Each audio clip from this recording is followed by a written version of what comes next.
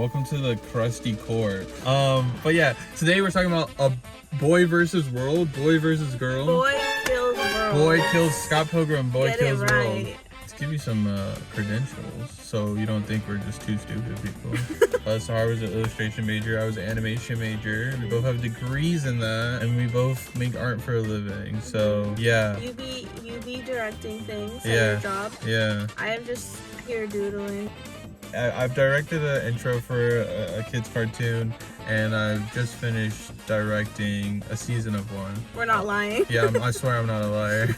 No, that's my name right there. Okay. We have a little insight, you know? A little general insight on this. We're talking about Boy Kills World. It has that one guy who's really ugly, but girls think it's hot. Say his name. I don't fucking know. Bill There's Scar. one It's that's Bill Bill Scar, and there's yeah. one that's Alex. I think it's Bill. He's in a lot of things. He's a scary guy. Yeah. You know. He looks like a skeleton. Just to give you a brief synopsis, spoilers ahead. So basically they live in like a dystopian world where there's like a really evil, bad Emperor woman in charge. Very Hunger Games-esque. Yes, we did think it was very Hunger Games. But yeah, it's about a little guy whose family gets killed in front of him. He's supposed to be hung, and he somehow survives it. The boy wakes up. He doesn't remember anything after the point where we see that his parents die in front of him, his mom and his sister. Wakes up with this shaman guy. His memory's a little messed up or whatever. We're shown that he's not the most reliable narrator because he was a kid anyway, and he basically goes through this whole training arc with the shaman. Which is just like some brown man who can fight really good, and drugs him like for some reason he's like on meth or weed like the whole fucking movie, and he puts him through a traditional like training arc, and the whole goal is for him to get good enough at fighting so he can go one day avenge his family and kill the lady. She's from Taken. Do you remember? No. She's the wife in Taken. No, I would not remember that. Okay. Like Fake movie fan. I'm not alright.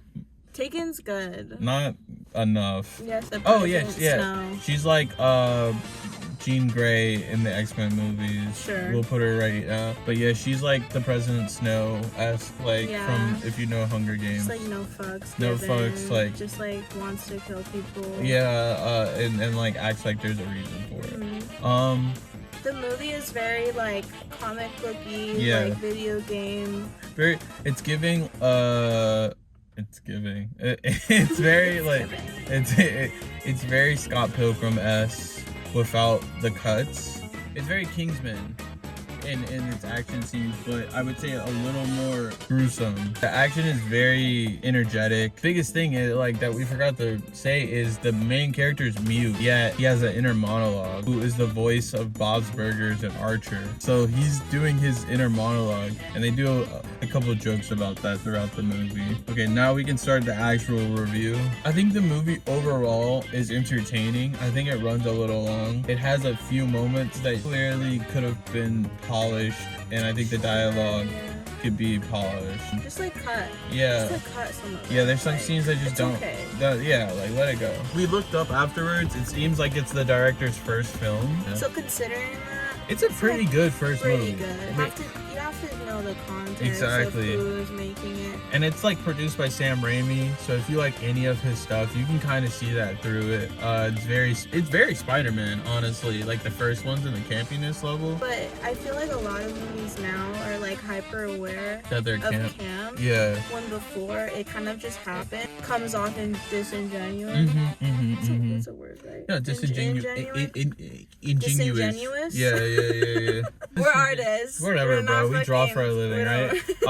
I make fucking YouTube videos. Like, come on now. You didn't come here for education purposes. If you like how Sam Raimi directs, it feels like a Sam Raimi movie fused with whoever directs the Kingsman movies a little bit. So there's a lot of like the camera following everyone and like whipping through the whole action sequence, and you turning and seeing people do really crazy one takes, but they feel like they are manufactured one takes, in my opinion. The camera feels like a character. Yeah, sometimes, exactly. But like it feels like you're running through a lot of the scenes versus something like Daredevil, where it feels like you're just set up in one spot and everything's like happening in front of the camera. I like both. They're both one takes, right? Yeah. But one is more energetic.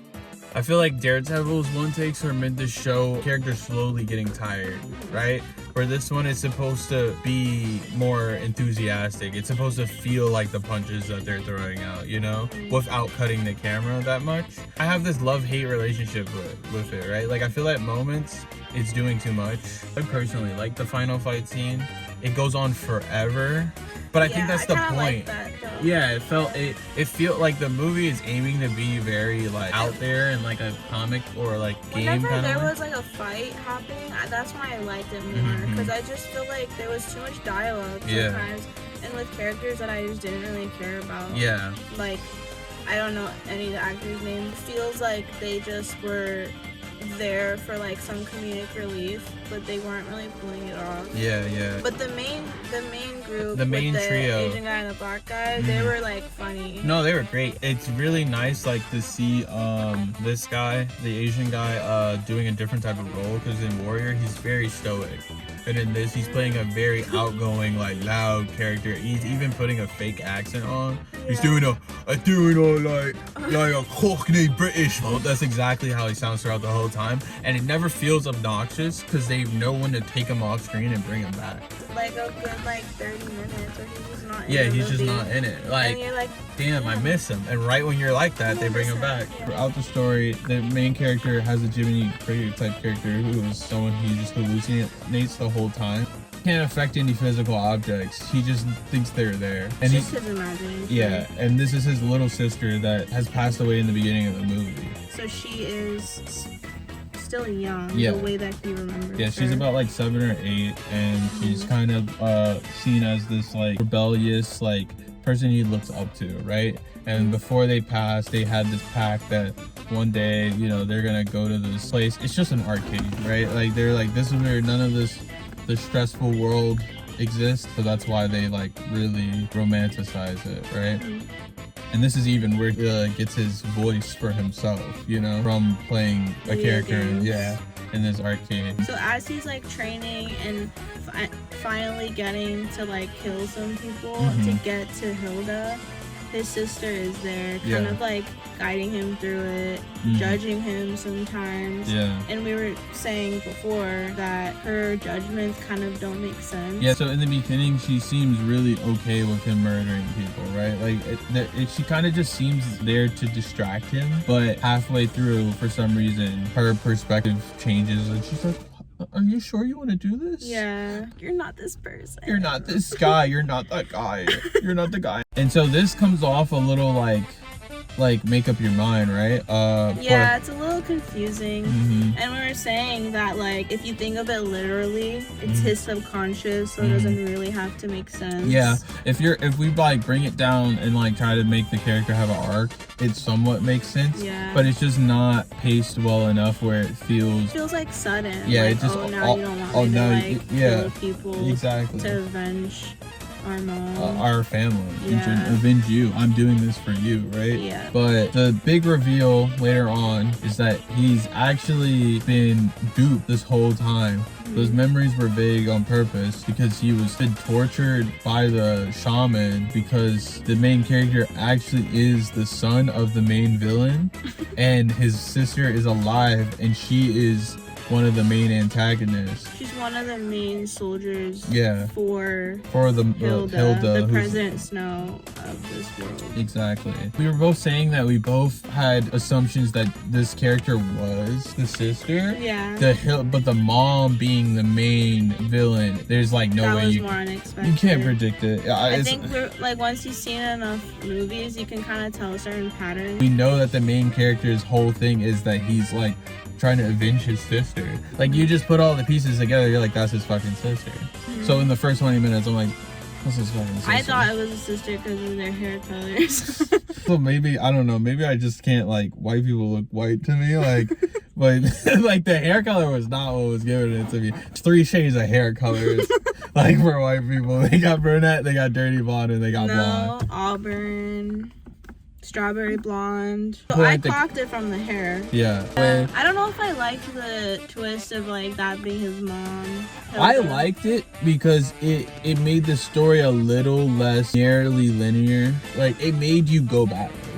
Like the narrative would have been very straight to the point. Like it gives it some uniqueness to the story. I don't think that the twist is bad. I think the pacing after the twist is bad. Well, because more context, we see that the shaman that trained him in the beginning actually kidnapped the main guy as a kid because the kid and his mom, the evil dictator, kills the shaman's family. Whole family. And she makes him, as a kid, shoot his family dead. Yeah. And so he tries to get back at Hilda by having her own kid by kidnapping the kid. Yeah. And brainwashing him to think that that's not his mom. Yeah. And his mom is some other random lady. Exactly.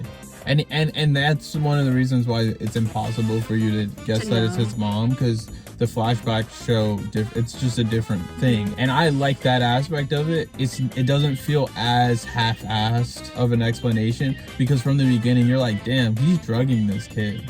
No, that's kind of wild. Like, I was like, that's kind of like, how am I supposed to fuck with this guy? Drugging a kid, making him starve. I could tell he was like not good. Yeah. Like he had like weird sinister vibes energy, from the beginning. right? I'm out of this a little confused because you're like, well, it technically isn't the kid's fault at all that they are in this situation. However, am I supposed to support for the white family? You know, like the brown fat, like these are all struggling brown, like poor people. They make sure you know all the poor people are brown. Like they make sure, like even his side characters, all the ones that are good are minorities. All the ones that are that's intentional. That's intentional, yeah. That's like real shit. Yeah, like it did. My biggest issue with Hunger Games is that how is District 11's main people the white people? That doesn't make any sense, right? If we're trying to make this be an allegory for like some other shit, right? Well, there was other districts that had more brown people. Yeah. But the main one wasn't because of the time that the movie came out. Exactly. But I don't even think it's that. I think it was just written like it's like the writer just isn't thinking. She's like inserting herself. Yeah, she's inserting herself. That would be a cool new. That's what they did basically. You know? What with the most recent one? Well, no, but showing a later time with the district. Oh, what it would be? People. Yeah. That was my biggest thing. I was like, how the fuck is she beating these starving African kids and Brazilian kids who are from the cut, like hood kids? Katniss is just that guy that she can beat up Tyrone from down the street, right? Like that doesn't make any sense. I don't know. That was a big ass tangent. Either way, I love Hunger Games. Overall, I give the movie like a 7 out of 10. 7 out of 10? Yeah. I think 7 out of 10 is a pretty solid score.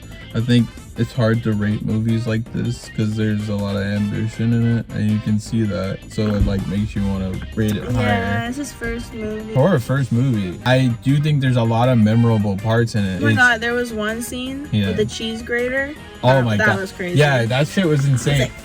Some really cool, interesting action beats in this. But there's gonna be a cult following for this. I think it doesn't hit everything that it's trying to hit, but I do think it has really standout moments, and those will carry the movie. Yeah. All right. See you, niggas.